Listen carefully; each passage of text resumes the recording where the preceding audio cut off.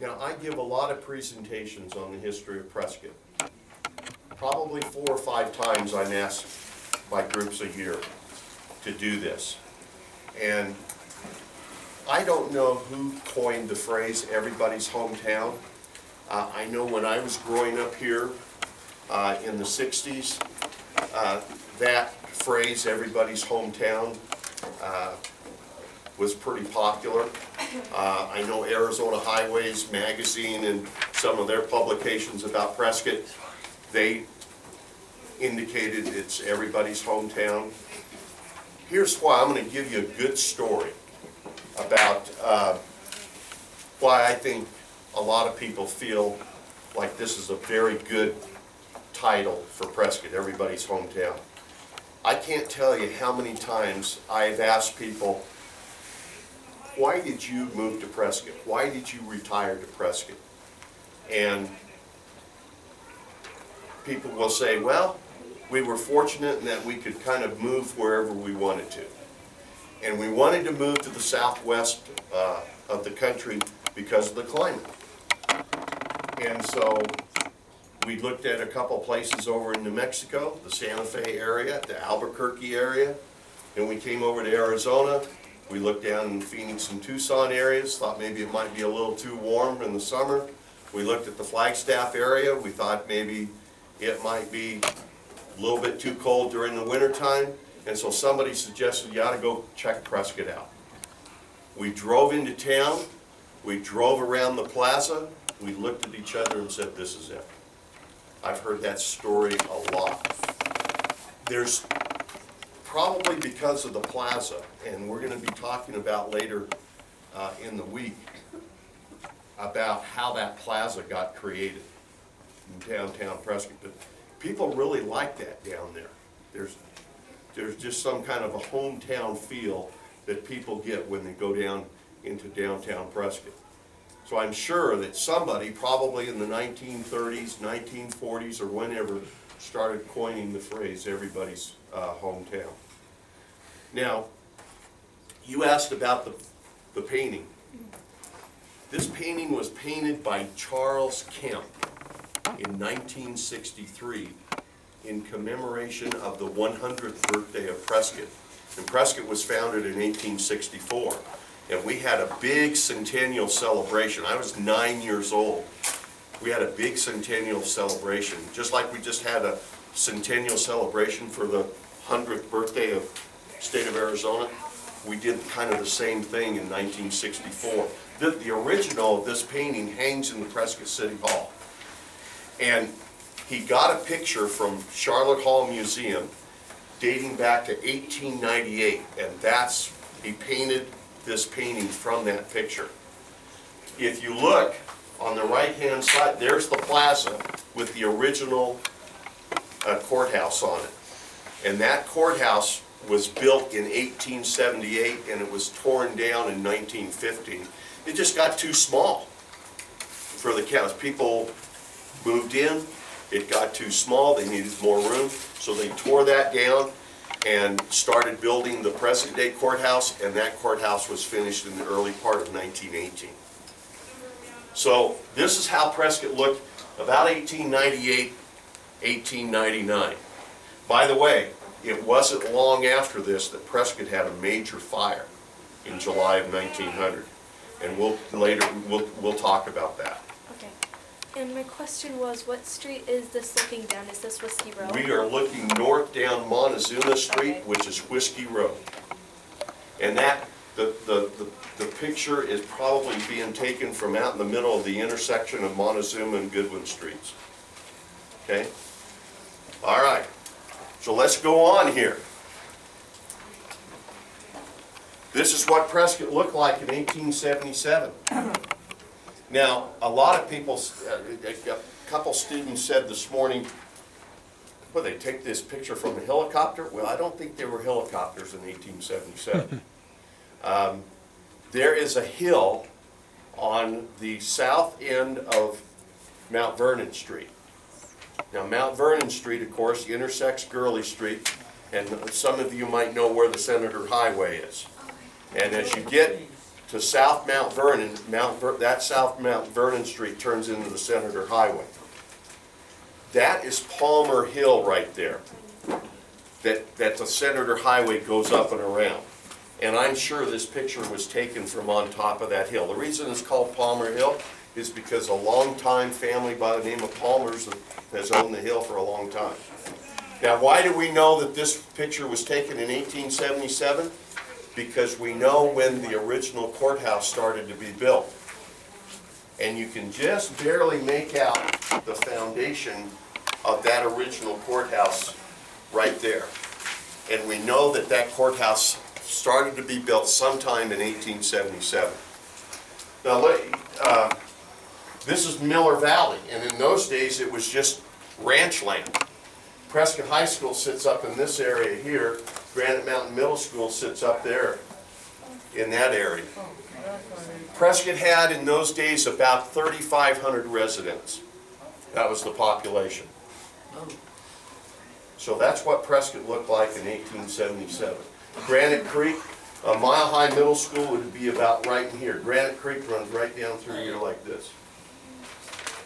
Okay? All right. Now, here's what I want you to write down next. Why Prescott? And we're going to, over the next several days, we're going to talk about 5 reasons why this town is here. And while you're writing this down, I want to make mention to you that I only know of 2 towns in American history that were created with the express purpose of being a capital. Can you name me one? I knew you would know that. That's the reason I asked you. Washington, D.C. is one. The other? Prescott. Prescott, Arizona. Yeah.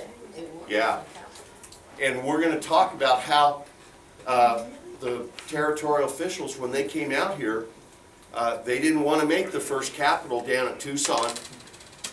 They wanted to put it in the northern part of the territory, and so there weren't hardly any towns in northern Arizona in those days, and so they picked this site here as the place to create the first territorial capital. Now, here's the first reason I want you to write down, and this should be very familiar to you. Obviously, Prescott was created during this westward expansion movement that we've been talking about for quite a while. And this idea of manifest destiny. Jonah, I'm going to pick on you. Can you tell us what manifest destiny is? Destiny is a belief that all of America should extend from the East Coast all the way to the West Coast. You got it. It was the destiny of the United States to span across the continent. And obviously, the American Southwest was caught up in that. The second reason, there were gold in these hills around here. And we began to start to know that with an expedition led by Joseph Rediford Walker, which we're going to talk about. He led a party of men here. He was a mountain man, and he led a party of men in here in the spring of 1863, and they found some gold, and they also found some silver. And word got out that there were minerals in this area. In fact, there were other areas of the Southwest where word got out that there were minerals in also. And in the 1860s, what were we as Americans fighting? A what? Civil War. Prescott was created right smack in the middle of the Civil War. Skylar? I can't read the city. Minerals being discovered in the area.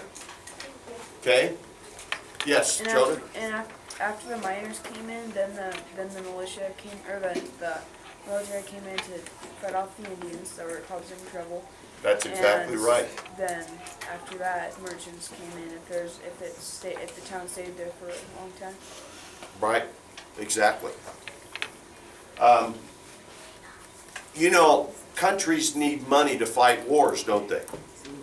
Yes. And both the Confederacy and the Union saw that if they went out and discovered some mines, that maybe finding gold and finding silver would at least in part pay for the war. So this area, this part of North America, the south, what we now know as the southwest part of the United States, began to get greater attention because of the mining and the potential for mines in this area. Third thing, possible transportation routes. We've been talking about the railroad this week and how important that was to the West.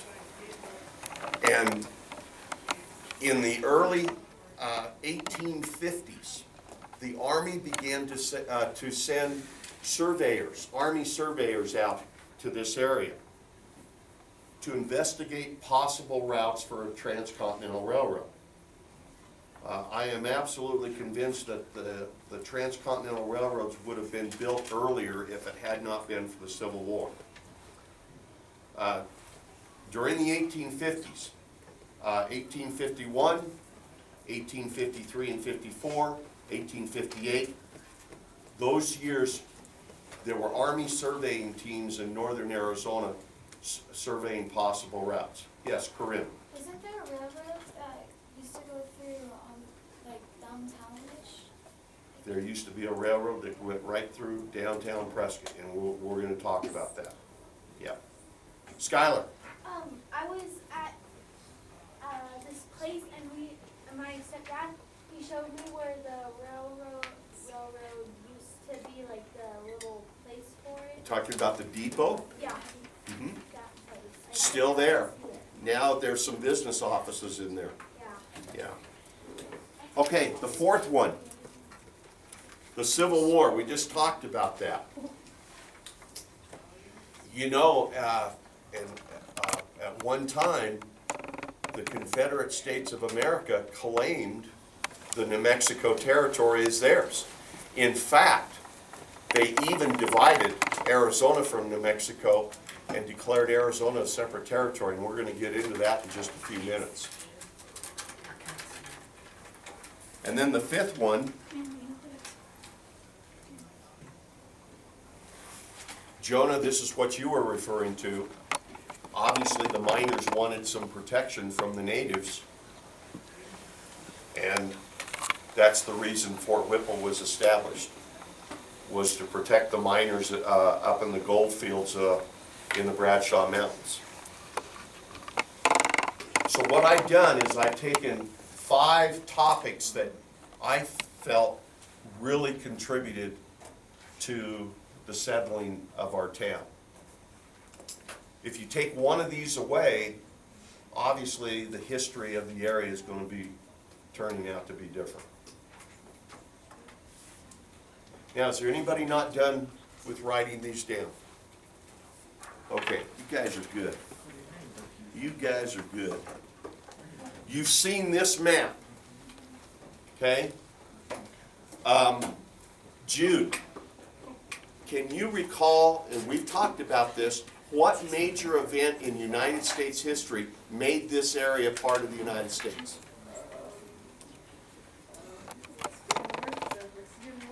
The what? The what war? You are right. See, I knew you knew that. That's the reason I called on you. Great job. The Mexican-American War. And then, of course, the thing that decided that war was the Treaty of Guadalupe Hidalgo, which was February 2nd, 1848. Okay? And then as a result of that treaty, we got all of this area here, kind of in this light yellow color here. You've all seen this map. And then, of course, you remember before Christmas we talked about the Gadsden Purchase and how about the bottom 25% of Arizona was added. Yes? What's that purple? That is the Gadsden Purchase. Oh, I see the line on there. That's the Gadsden Purchase, and the reason we went after that territory was, again, for a possible southern transcontinental railroad route. Okay, let's go to the next. Now, you don't have to write this down. You've already done this week, right? Yes. Yes, sir. Okay? this Manifest Destiny painting by John Gast in 1871 depicting Manifest Destiny, the country expanding from the east to the west, and the M theory of how most settlements got settled in the west, and Prescott's no exception to this. Yes, Tori? Did you say we saw this picture yesterday, and you told us kind of what it was about? Exactly, exactly. In fact, I shared this painting with you even before Christmas. Yeah. What does she hold in her hand? Well, you know, some people say it's the Bible, and some people say it's the Constitution. It appears to be, there's some lettering on the book, but it's not clear to tell what it is. Tiara? What do you think it is? I have a feeling it's the Constitution. You know, I mean, I could be wrong. Skylar? How can the person that made the picture say what it is? Well, he's dead for one thing. But we have no writings of Mr. Gast to tell us exactly what that book is. But it would be interesting to know what that book is. Yeah. And there's like a spin under that. What is That is telegraph wire. Oh, I see. See how the telegraph is? You know, and remember, every transcontinental railroad that would be built in the late 1800s, they always built a telegraph line right beside it. Yeah. Okay, great questions, you guys. Now, I put this picture up. You don't have to write this down. But every one of these names up here has a direct or indirect relationship to Prescott. In fact, a lot of these names up here, we have streets named after them. James Carleton, there's a Carleton Street. John Goodwin, there's a Goodwin Street.